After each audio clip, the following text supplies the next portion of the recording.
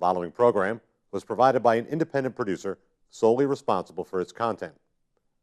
The opinions expressed do not necessarily represent the views of this station, its staff, board of directors, or underwriters.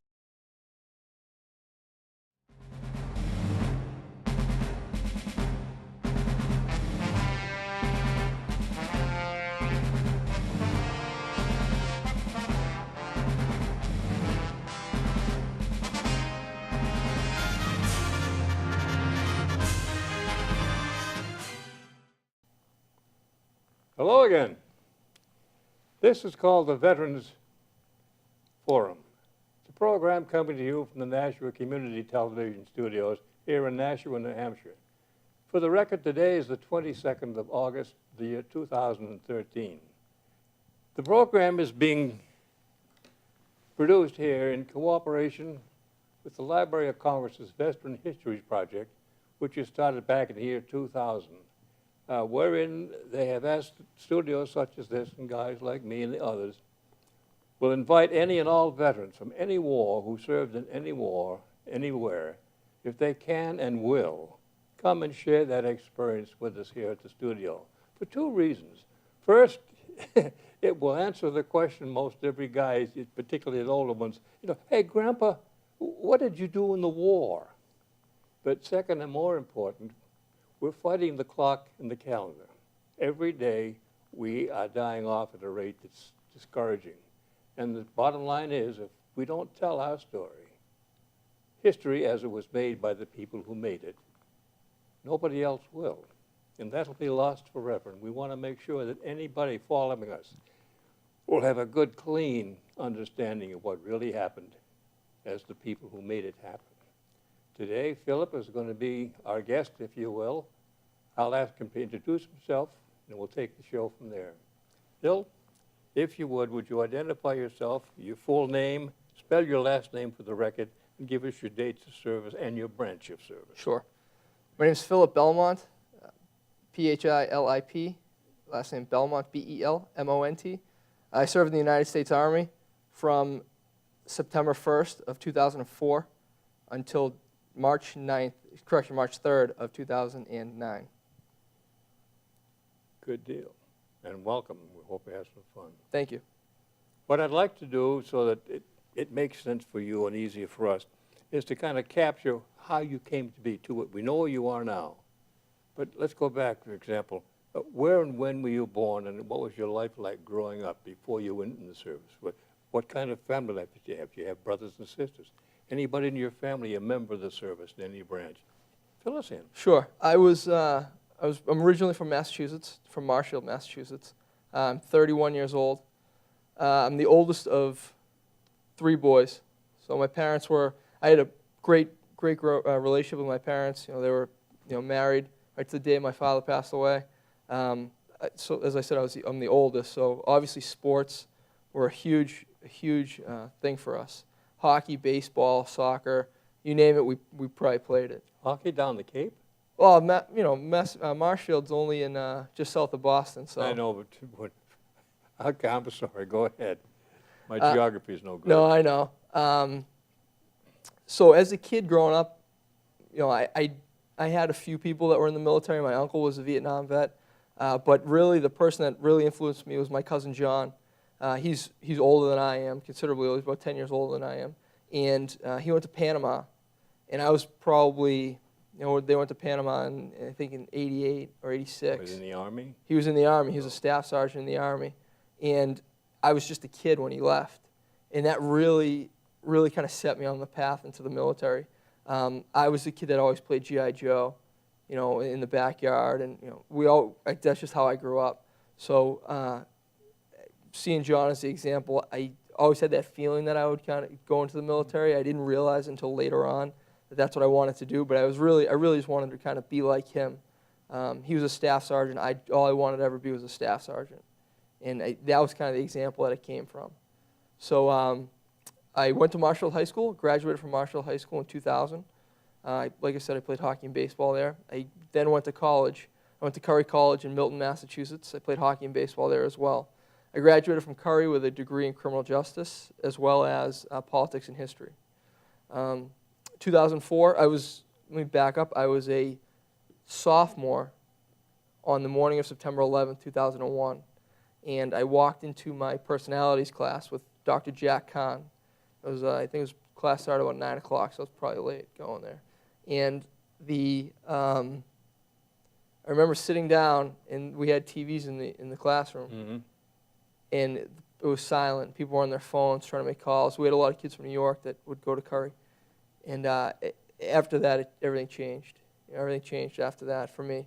I joined the United States Army Reserve January of 2002, and then rode my time out. The agreement with my parents was, my father specifically, I was ready to leave school. I was ready to go. I didn't, I felt that this is something I had to do. He told me, essentially, finish college. I just have to see you finish college. That's, my life goal is to see my kids graduate college. So he made me promise him that I wouldn't leave. So I stayed, and then when I graduated from college in May of 2004, I re-enlisted in the United States Army, regular Army, and he and my mother drove me to Fort Campbell September 11th. I got to Fort Campbell September 11th of 2004. So that was kind of how it progressed. Quite a big day. Kind of came, yeah, and it kind of went full circle at that point, just kind of coming back and joining, being assigned to the 101st specifically on that day, September 11th. It was important for me as I grew up as an adult. Mm-hmm. It's one of those days I don't think anyone will forget, and I've been able to add my own history to it. So. Oh, good. Dates you will never forget. No, certainly not. Certainly not. I think, a lot of my grandfather was a World War II vet. He was in the Coast Guard, and he died when I was young, so we never had the opportunity to discuss, his involvement. But from what I hear from the older generation is, Pearl Harbor was what mobilized a generation. It welded everybody. I like to think that 9/11 mobilized my generation. Would I like to see more? Maybe. But at least I know for a fact that myself and my friends, guys that I was in the military with, that was the catalyst for why we did what we did. Mm-hmm. And it's important for us. It was important for me growing up. Unfortunately, we had to go through that. But it's kind of how you deal with it afterwards. And I'm proud to say that because of September 11th, I enlisted in the Army and went to war and did what I felt was my part at the time. Good. Now, I try to do this with all the guys. What was your first week or so transition from civilian to GI, if you will, as far as boot camp, indoctrination, and how did you feel and react to that? It's different. It's a change, I think. You kind of know what you're going to expect. I had, like I said, my cousin John, he was a big influence, so he kind of would fill me in. I had another cousin, my cousin Paul, who was in the Army National Guard at the time. He filled me in on how it was going to go. But I think ultimately it's a personality type that does well in that environment. It's a difficult environment at times, and it's an environment in which you have to kind of slow down and take day by day, one task at a time. And that's why I really learned that. Specifically, it started at basic training, and then as I got older and progressed in my time in the military, take one task at a time, control the things that you can control. So what can you control right now? I can control my attitude, I can control what I'm thinking, I can control my actions. I can't control anything else. So I'm going to stand here and be quiet with my at the position of attention until they tell me to do something else. Amen. And when they do that, then I'll move on, and then I'll get past that, goal by goal, and then a few good hours lead to a few good days lead to a few good months, and then training's over, and you're on to your next phase of your career. And then the deployments, same thing, day by day. One bad incident happens, okay, we have to move on. We have to do something else. We have to move past this. How are we going to problem solve this? We get that event behind us, we go to the next thing, day by day. So that's really what helped me. And I think being an athlete, playing baseball, and I've said this before, a baseball player goes to bat 10 times, gets 3 hits. The average person thinks that's terrible. But in baseball, you're an all-star. Amen. You have to learn how to 3-point. You have to learn how to adjust, how to adapt. That's why I feel that baseball players do pretty well in the military. The guys that I know, the soldiers that I've had, a lot of them were or college athletes or athletes in general. They didn't have to be college athletes, but athletes that understand winning and losing. They understand failure. They understand how to fix them, how to help themselves. You know, some guys can and some guys can't, and I get it. It doesn't work for everybody, but the majority of them, the good majority of them that were successful, I always thought that they were athletes, whether it was high school or at any level. It's just the mentality. You know, you strike out, it's fine. You get another at bat. Yeah. You strike out again, fine. You get another, and you Keep trying. You keep going at it, and you hold your head up high. You have that confidence in yourself. And sports are a very telling of an individual. You know, that it shows your true character, and I just feel that that's what helped me specifically in the Army. Sounds good. Now, as you're coming in and becoming indoctrinated and trained, how did you select, or were you selected to be? What was your MOS? How did you start picking your specialty, if you will? Okay, when I sat down with the career counselor at the MEP station in Boston, they said, you know, you have the option to do these jobs, and you know, it was truck driver, water specialist, whatever. And I think the term they used at the time was healthcare specialist. And I was a guy, you know, I'm a young kid at the time. I'm 19, you know, so I wanted to do something that was. I asked him, well, gee, you know, obviously I had promised my old man that I wouldn't do infantry, but I said, do you have infantry? Is infantry still available? He's like, no, infantry's not available. You can't. No, you can't. You can only do these jobs. It's not on the list. So I said, well, what's this healthcare thing? And he kind of understood. He's like, oh, you'll be a medic. All right, that's cool. He's like, yeah, you'll probably be in the infantry. I'm like, all right, that's cool too. I'll take that.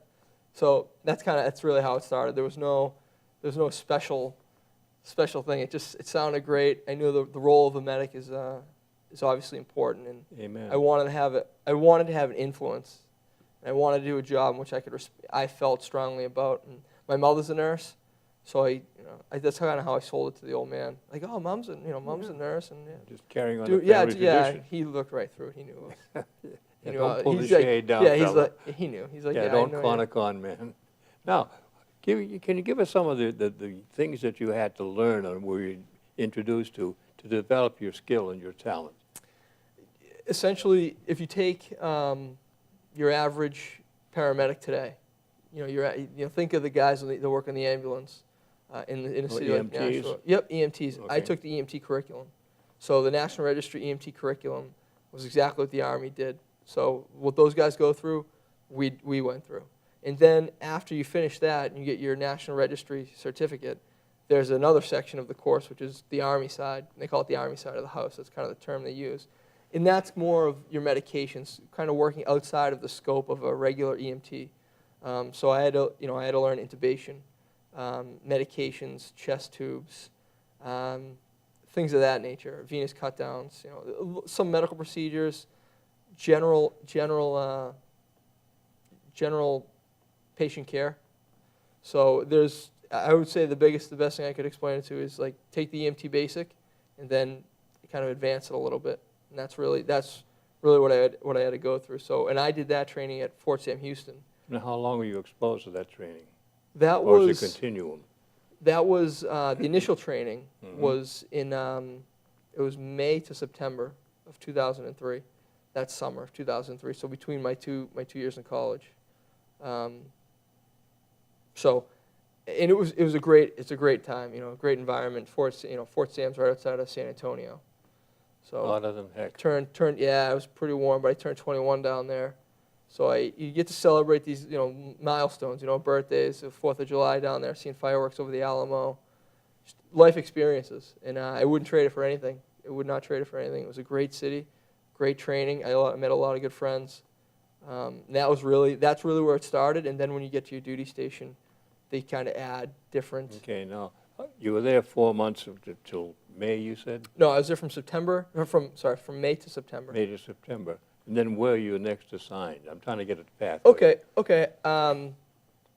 So I did what was called the split option, where you'd go to basic training one summer, you go back to college, go to AIT, advanced individual training the next summer, and go back to college.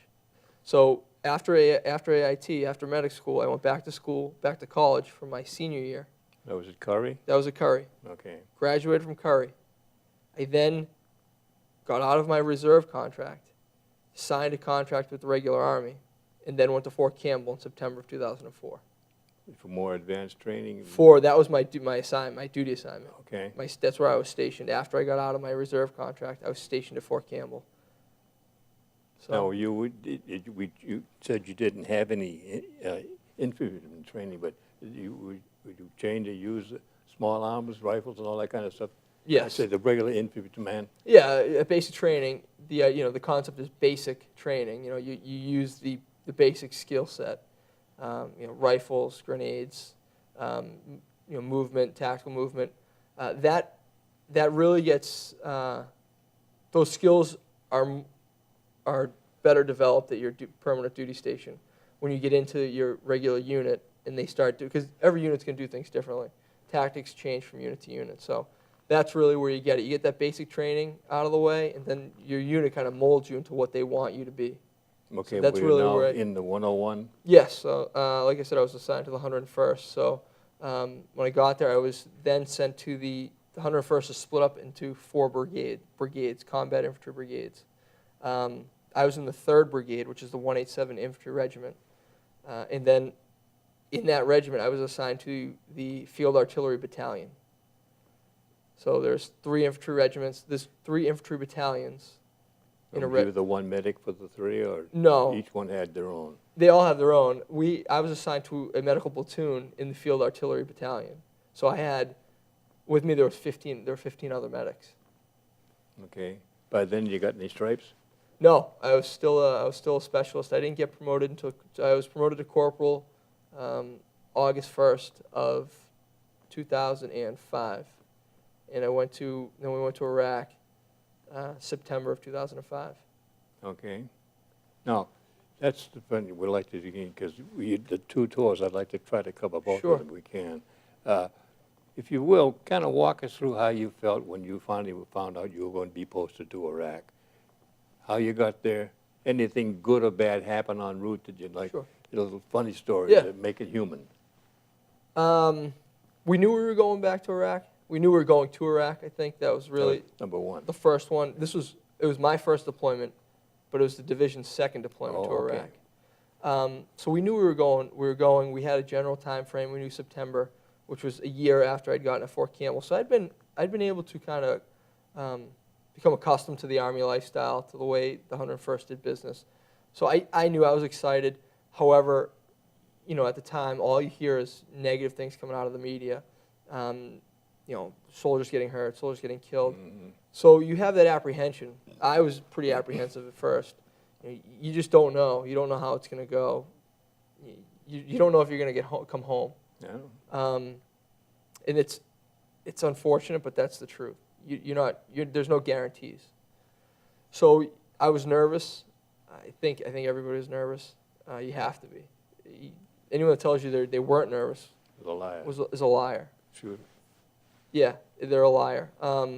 Unfortunately, at the time, my father was sick, so I was kind of dealing with a lot of that too. From back home, he was very ill at this point. This is when you were preparing to go over? Yeah, I was preparing to go over to Okay. Iraq that summer. That's a load to carry. Yeah, wasn't doing very well. So we had I kind of had to juggle that. And when we left Fort Campbell, when we flew to Kuwait, he was deteriorating quickly, and you kind of have to make a decision: do I stay or do I go? And the decision, obviously, for me was you have to go. It's something you have to do. You can't. There's no other way around it. Unfortunately, I get to Iraq, and a couple months later, I get a Red Cross message saying, he's probably not going to make it. So I flew home. I flew home in November for Thanksgiving. I was home at Thanksgiving with him, and you just kind of have to deal with it. You're kind of forced into that situation, but you lean on the fact that this is what he wants you to do. This is how he raised you. He raised you to stand up for what you believe in. He raised you to do what you think is right. To unfortunately, I hate to use the term, to be a man. And address these issues. So, yeah, it really wasn't much of a a decision that had to be made. I kind of knew what was required of me. I wasn't going to leave. You know, I wasn't going to not go back. You know, I was going to go see him. No AWOL, yeah. They gave me the opportunity. The time, you know, ran out, unfortunately, and then I went back to Iraq in December. Was he alive when you left? He was. The thing about my father is the doctors didn't think he would last to Thanksgiving, and he told them, no, I'll be. He told me specifically, he said, no, I'll be here when you get back. I'll be here, and he was. And then you know, as Christmas approaches, I'm starting to wonder, where is this thing going to go? And I said, hey, you know, you think you'll make it till Christmas Day? He said, yeah, I'll make it to Christmas Day. Of course, I've never lied. He said, I've never let you down before. I said, okay. Well, I didn't make it to Christmas Day because I left December, you know, I think it was December 15th I left to go back. And he left to Christmas morning. Good deal. Sure did. So that was kind of my first 4 months in Iraq. And unfortunately, that was marred by, you know, Ramadan. It was in October of that year. So it was heightened security, heightened tension. I had a friend get injured on one of our first patrols. I wasn't on the patrol with him. He was my neighbor at Fort Campbell. We were working with the Wisconsin National Guard at the time because we were replacing them, and we went out. They went out. The platoon went out, and they were hit by an IED. Unfortunately, one of the Wisconsin National Guard members was killed, and my friend was seriously wounded. So that was really like baptism by fire, you know. And it was after the first one, you start to get accustomed to it. You start to realize. Would you like to walk through, if you will, standard patrol? Were you stationed inside of a green area, if you will, or were you in an outpost someplace? We were patrols. We were on a smaller base, a smaller outpost. You know, in that it was called Fob Orion. It was right outside of Anaconda, which was the big base that was there. It was a marsh. It was an old weapons facility. Standard patrol would be, you know, pretty uniformed. Everything was done specific. You know, everything was done for a reason. It was uniformed. They were all tailored the same way. We would prepare the trucks 2 hours before we were to go out. We would get to the front gate. When did you start your preparations? Early morning? Depends long before depends the the sun time of day. Okay, when you signed out. Okay. Yeah, when we knew we had it, the night before we would know, hey, we're leaving at 8 Okay. o'clock in the morning. So at 6 o'clock we would be at the trucks. Get the trucks ready to go. Get all your weapons checked. Get all your equipment ready. By 7:30, if we're leaving at 8, by 7:30 we're at the front gate, and we're at final weapons checks, final radio checks are done there. It was just one of those things we always did. We always gathered for a prayer before we went out. And it was, you know, a non-denominational thing. Nobody had any preference. It was just, and I feel like part of that is, you know, if something does happen to us, Yeah. maybe the last thing we do is, you know, is may ask for help. So, I think religion has a lot to do with it over there. It kind of keeps you grounded. Oh, yeah. And it helped me. I mean, I was raised Catholic. You know, I'm still practicing Catholic, and it's one of those things that really helped kind of. It's not a leap of Stabilize. faith, it's taking in the faith. Right. It helps you really stabilize and keep things in perspective, and you kind of lean on those teachings because you have no control over what happens over there. right. You have absolutely no control. You don't know what the enemy's going to do. You don't know. You just don't know what's going to happen. So that helped. It helped me. It helped a lot of guys. We would go out and whatever the mission dictated. How long was your patrol, your convoy? 3, 4 trucks? Four 5? trucks. It was 4 a trucks. usually a minimum of 4 trucks, and probably about 15 people on, you know, in the patrol All itself. that full gear? Full gear, Hotter always, than hell. always. Yeah, it was nice and warm. Nice and warm. More so as it got into the later months, Okay. May, June, July, August. A little hot, but nothing you couldn't handle. Nothing we couldn't handle. Now, how is it going out? Just, there'd be a map, or you have a route or something?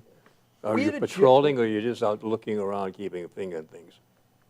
It's a dumb It question. was all dictated by what the commander wanted, what Okay. his intentions were.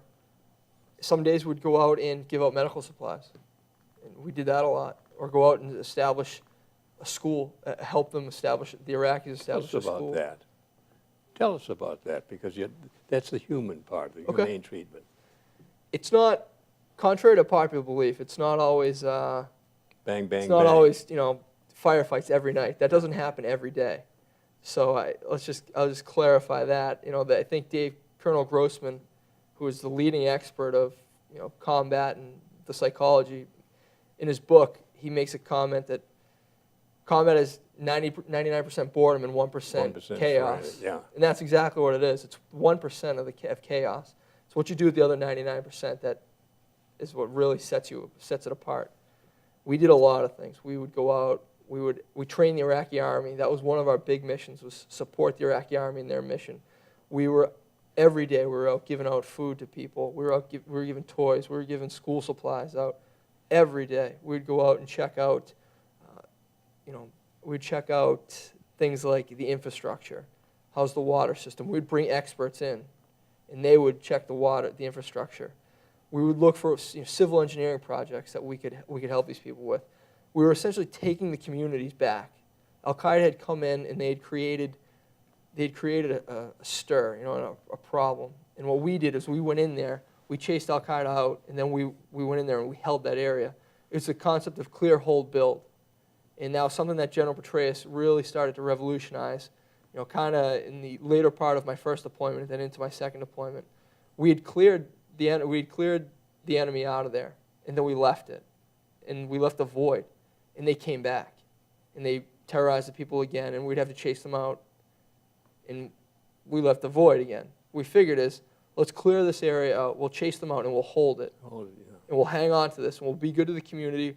We'll teach these people, we'll show them, we'll help them problem solve their own problems. We're not going to police them. We're going to let them problem solve themselves. We're going to just help them with security, help them with these things that we can help them. That we're Americans, that's what we have to do. We're obligated to help people. That's just by our nature. So we help them out. So you cleared it, we hold it, and now we're building it. And we're building a structure, we're building a society, we're building a city or whatever, village, and you're more inclined to make friends that way than just going through, terrorizing people, and then leaving. You ever have the feeling that they, in turn, respected you and were thankful for what you've done? Absolutely. The question I keep seeing in this newspaper stuff, the way they had used kids as suicide bombers, Yep. if you will. Yep. And the idea, how do you differentiate as this friend or foe, as some 10-year-olds coming at you? Yep. Do you ever have that experience? I did not have it with a child, in that context. I think we would have to, unfortunately, we would profile to a point, I think. You military-age males were usually your people of concern. So that was always something, but there's no way you can control that. You can control it in your own perimeter, but when you're out on the street, if someone's going to do something to you, You're going to get it's it. by the grace of God that you survive. It's not by anything else. I mean, there's no two ways about it. Right place, right time, and doing what you got to do. I mean, there's really no rhyme or reason to why I think these things happen. You can take measures to prevent that, and we did that. With patrols, we wouldn't let vehicles into our patrols. We'd try to keep them back. And early on in the deployment, it was, you'd shoot a warning shot. And we realized that probably wasn't the smartest thing to do. So we started getting, the Army came out with these laser pointers, these green lasers, and we would use that. And that usually kept people away, or even spotlights kept people away. It was because we're having it was a miscommunication. They weren't realizing that we were Helpful. Well, yeah, they didn't realize that they were encroaching on a patrol. Okay, all right. And so eventually you go through these non-lethal means of getting that message. And once we started doing that, we really didn't have many problems with them. And contrary to popular belief, the last time you fire, the absolute last thing you want to do is fire your weapon at somebody. That's the absolute last thing you want to do. So every time we had to do something like that, strictly to keep people back, it certainly had to be a calculated risk. And we realized that it wasn't necessary at times. There were times for it and there were times weren't for it, but 90% of the time we could have done it with other means. And we started to do that using sirens, using the green laser, using the flashlight. And once we did that, we really had limited problems with the populace kind of integrating into our patrols. But when you're on foot, and we were on foot a lot, walking through the towns, I mean, you're there. Good luck, Charlie. Good luck. You know, and I was fortunate. I was in a lot of different places. One city that I was in was the city of Adijal. Adijal is where Saddam Hussein, back in the 80s, there was a assassination attempt on his life. I think it was about 83 or so. No. Saddam went back in there a couple days later and unfortunately killed a bunch of people in that neighborhood. So and that's one of those things. I was a history major, so that's one of the things I learned about in college. You know, Saddam Hussein and what he had done to his people, and now I'm walking through the city that he did it in. You know, and the deja vu. And you're living history because back in my lifetime, this had happened. Now here I am in a city that has been liberated of this guy, and we're still kind of in the transition phase. So they're still skeptical of us. We're still skeptical of them, but they knew Saddam wasn't coming back, and they had essentially been liberated. It wasn't like the videos and pictures we had seen of World War II. You know, when they're going through Holland, you know, especially the 101st. You know, they go through these cities and there's people all over them and thanking them. It wasn't so much like that, but you knew that they were at least thankful because we never had any issues in the city. Good. So that was kind of our way of knowing that we didn't have to worry. Not that you didn't have to worry, but we'd never had a problem in that town. So there's obviously no animosity. Have you ever used the people, the natives, if you will, as G2 to try to find out where the other guys are? Yep, absolutely. They did that all the time. That was a little bit beyond my scope. I mean, I was out to, you know, be nice to people and give out Flintstone vitamins to them, you know, and Band-Aids. But we were very fortunate to have a very good intelligence base, and those guys would come in and, you know, they would be able to do that. Yeah, they would be able to do that. I was used in that manner sometimes. You know, oftentimes would meet a sheik, you know, and a sheik would say, "Oh, my child is ill for whatever reason," and they must have thought that I was, you know, like an internist, you know, like Doogie Howser, you know, the ER physician, and so I would kind of be forced into that role of, you know, giving out Band-Aids and giving out, you know, vitamins and Advil, and, you know, you pay attention to what their needs are. You try to do that. You try to make note of that, and you go back to the commander and say, "Hey, sir, you know, these people. This is the sheik's son. I think he has this, or I don't know what he has, but we need to bring those people some supplies because they're good to us. We need to be good to them." It works hand in hand. It's not just sit down, tell me the information, and then you kick them loose. It's you help us, I help you, and we'll go from there. So I was fortunate. I got to do a little bit of that. I mean, the guys laugh at me. Experience, but you'll never forget. Yeah, it. One of the good ones. A good story is we were at a sheik's house, and he was telling me about some ailment, some stomach ailment. And I didn't have any medication on me. I didn't have anything for it. The only thing I had was Flintstone vitamins, broken in half. Oh. So I'm like, "Hey, you know, try taking some of these." And obviously they don't know, you know, Flintstone vitamins. So one of my good friend of mine, he looks over at the bag and he says he can see the Flintstone label. Mm-hmm. And later on, we get in the trucks. He doesn't say anything at the time. We get in the trucks and we're driving down the street. He doesn't say anything, and this is strange for him. And he goes, "Did you really give that guy Flintstone vitamins?" Like, I didn't have anything else. I had to. Hey, Pebbles. Yeah, I had to, and that established a relationship between he and I. Yeah. And later on, when he came back, we were able to get him some of the medication that he needed. So that's how you do it. And, you know, it's not all running and gunning. Sometimes you gotta play the game. And I was very fortunate. You meet some good people, and you get very lucky. So I was trying to check the clock here. We've spent some good time. I'd like to know, when did you left your first deployment, come back home? Okay. If you would, just a little vignette like that. First deployment ended. First deployment ended pretty poorly. We were supposed to leave August 31st. I was flying out that night. I was sitting in my tent. We were in these big tents, and half of our platoon had gone out. Now I had turned my gear in, so I wasn't going out with them. They were just going out with the guys from the 82nd. The 82nd Airborne had come in to relieve us. So they'd gone into the city of Adwar. Now, Adwar had been a very hostile neighborhood, a very hostile city. Saddam Hussein was found in Adwar. We were a light infantry division. we relieved, in our last month of the deployment, we relieved the unit in Adwar, because Tikrit and Adwar are two almost twin cities. They're almost exactly across from each other, divided by the Tigris River. So in our last month, we assumed control of Adwar. We come in with light Humvees, and the 4th Infantry Division was there, and they were rolling out with heavy armor. And one of my friends was in the 4th Infantry, and he was talking. He said, what are you guys doing here? Like, you should not be in this city. This is a dangerous city. And we found out quickly that it was dangerous. In a month, we were in multiple firefights.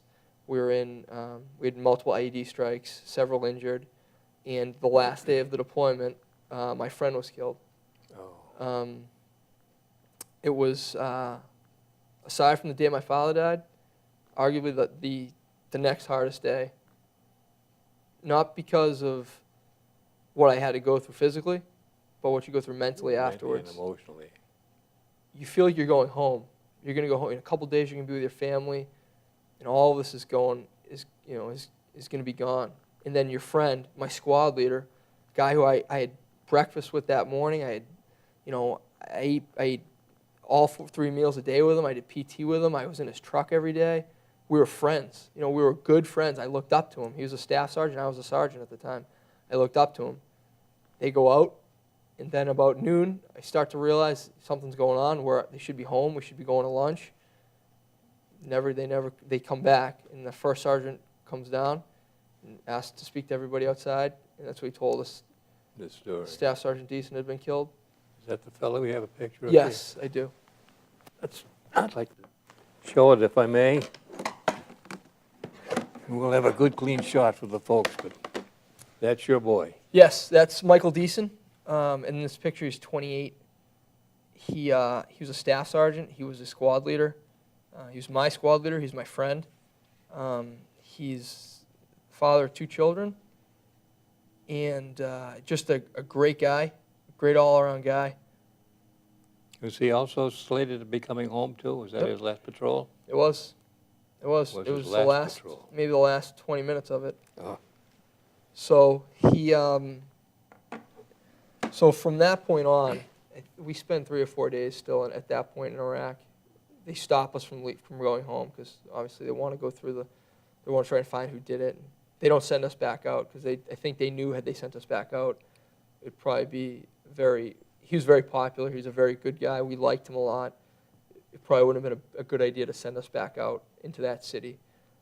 So I pretty much go through a haze for 4 days, wandering around the base. We all do. And I remember one of my friends said to me, as we're flying out, he said, it's like we're leaving him here. And that's something that I remember specifically, it's like we're leaving him here. That's what it felt like. So you get home, I get home, and you're supposed to be happy to be home, and we're not. And I think part of that is what happened with him. Some of that with what happened with my dad prior to that. Just things have changed. Things are different. And that was kind of the tip of the iceberg for a lot of us. You get home, and I remember walking through the big, at the ceremony at Fort Campbell. My mother's there, and she's like, you don't look good. She knew, my wife knew. My mother-in-law was there, and they knew something was wrong. We were still mourning. They were celebrating us coming home, but we were mourning, and we didn't get the chance to. And that really, for the year that followed, that for a couple months, that really didn't sit very well with a lot of us. It didn't sit well with me, and I kind of struggled, not with my professionalism, but I kind of struggled with where I wanted to go with this now. What is this worth it? And I started to question myself. So Well, how did you react when you had your call up for your second deployment? Does it build on that? eventually, in a couple months after I get home from Iraq. Now, remember, I'm at Fort Campbell. I'm not home at Marshfield. And I still had a year on my contract. Okay. Right? I was supposed to get out of the Army August 31st of 2007. He's killed August 31st of 2006. So I get to my, we get back to Fort Campbell, and things are kind of moving along. We know we're going back at this point. I know I'm going to be stop lost. So I tell myself, okay, you can either pout and cry, and Yeah, woe cry is about me. this, or you can, you can do what your father taught you. You can do what Sergeant Deason taught you. You can do what you've done your whole life. You can pick up your equipment, pick up your rifle, and train soldiers, become a leader. My father, when I left the house, every day my father said to me, from the time I was in maybe elementary school, be a leader, be a leader. When I got older and I became a man, be a leader of men. And that's exactly what I set my sights on. I was very fortunate. I had my uncle to talk to, who's a Vietnam vet. So for the first few months coming home, I was calling him a lot, having trouble sleeping, just the things you go through. But he really was able to kind of set my head straight. He kind of put me on the right direction. And I was ready to, when we went to Iraq the second time, I was ready to go. I'd gone to the leadership school. I was getting ready to get promoted. I mentally and was physically fit, and I was ready to go. That's when I realized that I had to be a professional. When Sergeant Deason was killed, was that you realize you got to be a professional, because every day in formation I'm standing there next to him. He's to my right because he's a squad leader. And the first day he's not there, there's no one standing to your right. You're it. You're it. And that's when, years of going through high school, your old man telling you, be a leader, be a leader, be a leader of men, be a leader. You learn that lesson, and now you're a leader. And so the second time I went there, I was ready to go. And I was excited to go. I had no thoughts of what would happen to me. I knew that if anything happened, I would be able to address it. Good. And if for whatever reason it was my time to go, well, I was ready for that too, because I just had to. I was an adult now. I was a man now. I was 25. I was An old timer. Yeah, so salty 25-year-old. So Don't knock it. I know. It's a good I place miss to those be. days. No, and I knew I felt great mentally and physically, and I was ready to go. So as we speed up into the second deployment now, I guess, as I'm at Fort Campbell, my mother's there, and I had just gotten engaged to my girlfriend, and I had dated in college, and we got engaged, and obviously she's my wife now. And they're crying and they're having a hard time, and I'm there with now they're my soldiers. Mm-hmm. Now there's 15 of my soldiers, and my mother says, "You guys seem like you're happy to go back." And I said, "You don't understand." Oh, I we're said, prepared. "You guys have to go home. Yeah. You guys have to go back to your lives." I'm like, "I'm going on a plane with 15 of my friends, and we're gonna have fun for a year. It's gonna be 15 months, but we know what we're doing. I'm friends with these guys. I'm not gonna be sad. See you later." And that's kind of how it was. You get on the plane, and we're ready to go. We're ready to get back in there, ready to get back in the fight. We were soldiers, we were warriors. You had that mentality, and I think everybody had that feeling going back, because those guys are the guys that had gone there the first time. So when we went the second time, I was ready to go. Plus you had that experience to lean on. Right. You know what to look for, Yep. rather than wonder, is it there? Right, and then the myths are gone. And it was during the surge. President Bush had come out with the surge, and sectarian violence was at its highest. And maybe it was just me mentally, but there was nothing they could throw at me that we couldn't handle. And I think that's how we all felt, and that's why we were as successful as we were the second time. Good. Now, is there any one outstanding event, if you will, in your second deployment that you'll carry with you? Not leaving a buddy behind. No. That you felt real good that you made some sort of an improvement. Okay. Second deployment, I had 100 soldiers that I was responsible for because I was being the medic on the patrol base. We did a lot of different things. We had a lot more enemy contact, thankfully with minimal injuries, no deaths. So we were able to weed out a lot of that insurgent force that was in southern Baghdad. And we used to have a joke. They call it the Triangle of Death. That was what the news called it. When we left, we called it the isosceles of tranquility, because we had been able to go in there, and clean it out, and we did it the right way. We didn't do it inappropriately. We didn't lose anybody. But the big thing that we did was we supported the Iraqi army, and that's where I was paired up with an Iraqi army doctor, battalion physician, and we implemented medical training. Standardized medical training. Okay. We implemented standardized medical packs for every soldier. These are things that the Iraqi army didn't really have a concept of at the time. They're still in transition. They're still trying to figure this thing out. We'd been doing this since 1775. Now, was that army, was that made of conscripts or volunteers? It was volunteers, but we had our doubts if they had been forced into that. Gunpoint volunteers. Yeah, it may be. I mean, I don't know how their backgrounds were, but their command staff was all volunteer. I know that for a fact, and I'm sure their soldiers were, but sometimes you're forced into circumstances. So I was an advisor to Dr. Muhammad Saleh was his name in Lutafia. I want to show this. This is another one I'd like to take a peek at. Who's who and where. So that's me on the left, Okay. and that's I used to call him Dr. Mo, Dr. Muhammad in the middle, and that's one of my soldiers who's a very good friend of mine, Jeremy Birch. He's from Memphis, Tennessee. And this picture was taken the day we left, so it's November 1st, actually. Very good. And he, growing up and we went to war with Saddam when I was a kid. So you kind of have this negative connotation of maybe the people in that region. And he really dispelled a lot of that for me. He and I became very good friends.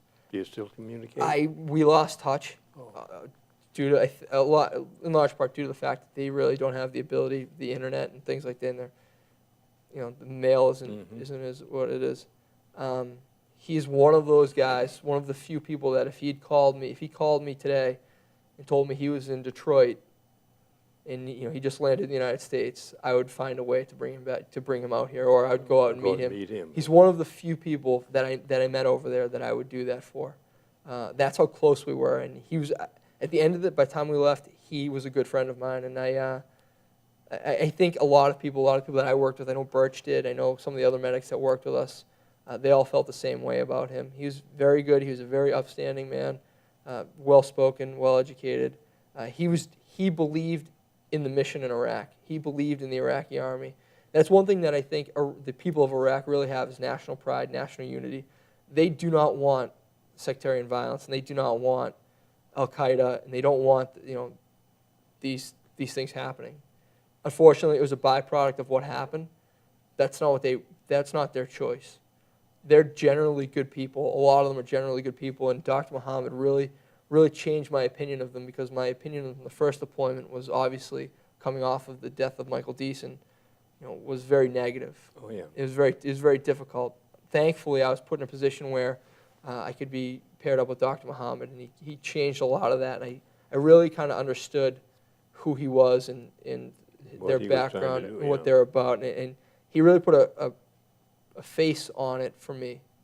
Aside from a culture that I had no idea of, he really set that aside. And we had some very good days together.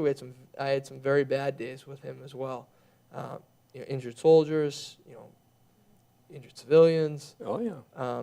Thankfully, none of my soldiers were killed. Unfortunately, we lost a couple of his. But I learned a lot from him, and I learned a lot about him as a person. And I'm certainly, I can tell you right now, I'm better for having being working with him. I'd like you to. We talked about this political incident, but if you would, Sure. The flag over your area. So this picture was taken July 4th of 2008, and the picture itself, the building, is of the battalion headquarters. Mm-hmm. And that symbol is a Torii. The Torii is a Japanese symbol that was Japanese? Japanese. When they planned to jump into Tokyo, they were planning to jump into Tokyo. 101. They were thinking of sending the 101st in. The Japanese had never seen a paratrooper before. So when they sent the video of the paratroopers, now this is the urban legend of Fort Campbell. So if I have a misstep and someone knows it, please feel free to call me and let us know. Let me know if I missed it. The story is that when they saw the video of the paratroopers, they said that they looked like falling umbrellas. Falling umbrella in Japanese is Rakusan. That's the name of the brigade. Over time, that has become to mean air warrior, or warrior from the air. So one of the things we did was we put a Torii up. And the history of the Torii is samurai, when they would go off to war, it was a gateway. They would leave their village, they would pass under the Torii, and they would never return. That was, if you were passing under the Torii, you were to never return. and that was a symbol that they adopted from the Japanese. I don't know why they. I mean, it's a great symbol to have, but I don't know why they chose that. And the brigade used it as our brigade symbol. The American flag, obviously, in Iraq, you're not supposed to fly American flags in view of the public. At least that's what was told to us when we tried to put one up on our own base. Politically, it just didn't Because jive. it looks like an occupying force, Oh. like a conquering force. That's what, Christopher Columbus came to the New World and put a flag in there, right? I mean, For Elizabeth. we do it everywhere. All these conquering countries, first thing they do is put a flag. We put a flag in the moon. Yeah, I know. We conquered the moon. Still up there. We got the moon, That's what they wanted to avoid, especially in this time. But July 4th, battalion commander flew the American flag, and I'll tell you, I'm proud to be an American. That's something that no one will ever say that I'm not. I'm absolutely proud to be an American. And when I saw the flag flying July 4th on that base, that was the ultimate sense of pride for me. Yeah. It's just something. I mean, it's just something you'll never forget. You'll never forget seeing that. And every July 4th, I think about it. This picture is on my desk at home, and this past July 4th, I took the time to email my battalion commander, his name Colonel Zemp, and just to thank him, because that really, I think that every 4th of July, this picture, what it felt Wonderful. like. I can't put into words. I wish I could, No? but that's really it. That's another major event for me. Thank you, sir. Oh, my goodness. Do you realize we've just about shot an hour? Yeah, I know.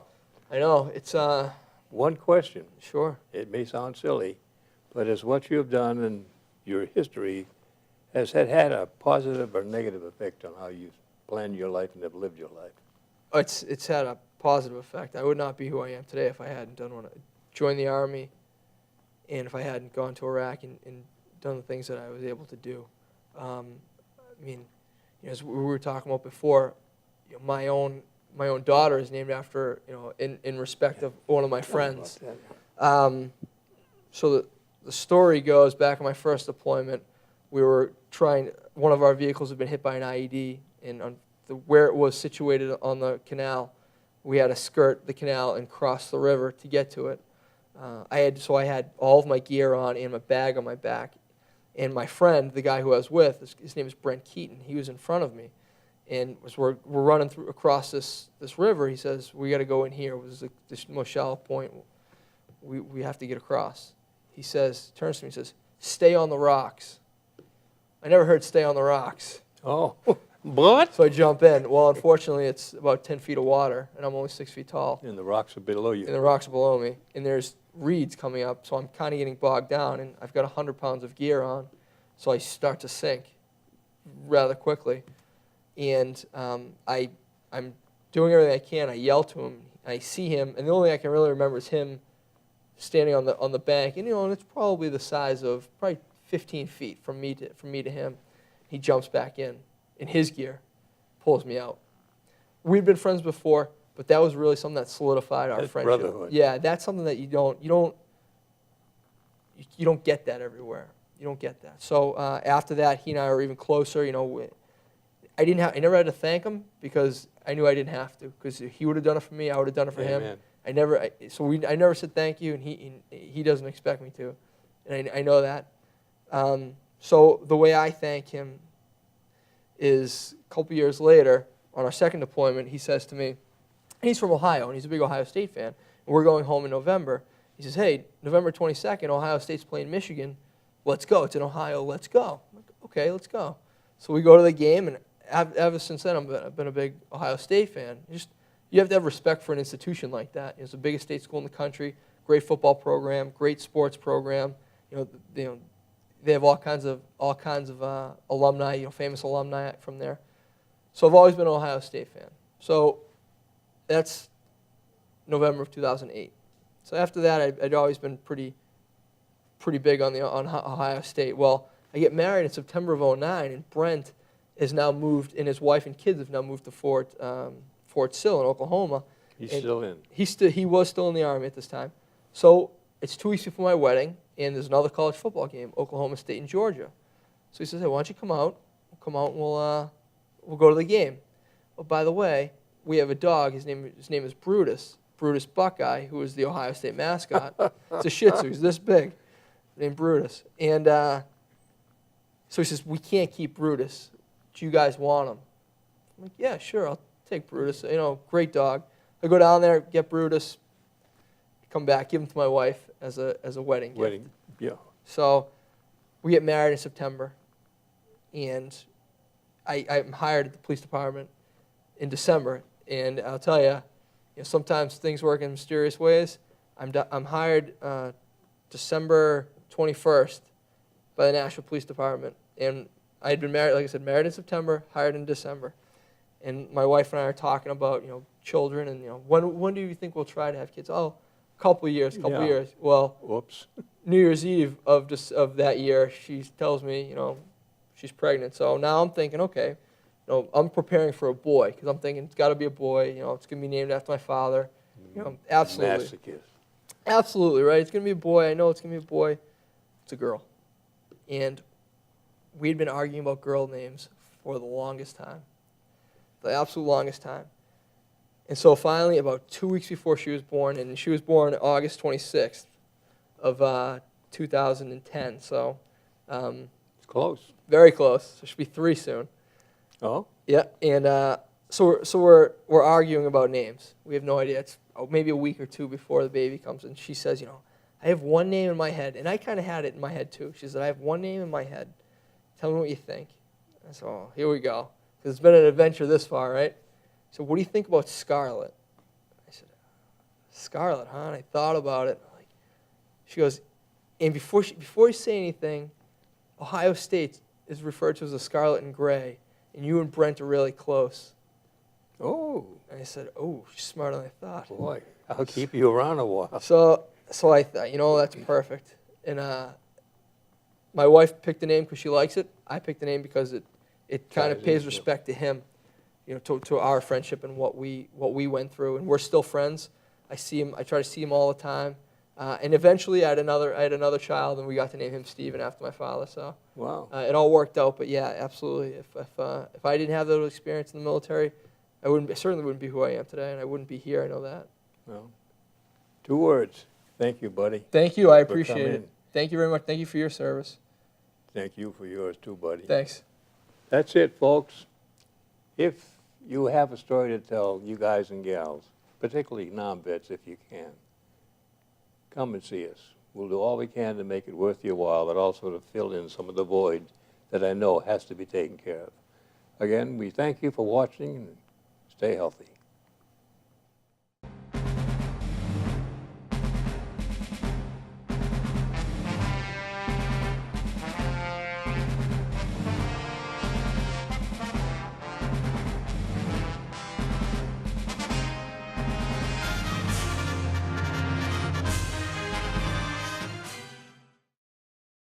The preceding program was provided by an independent producer solely responsible for its content.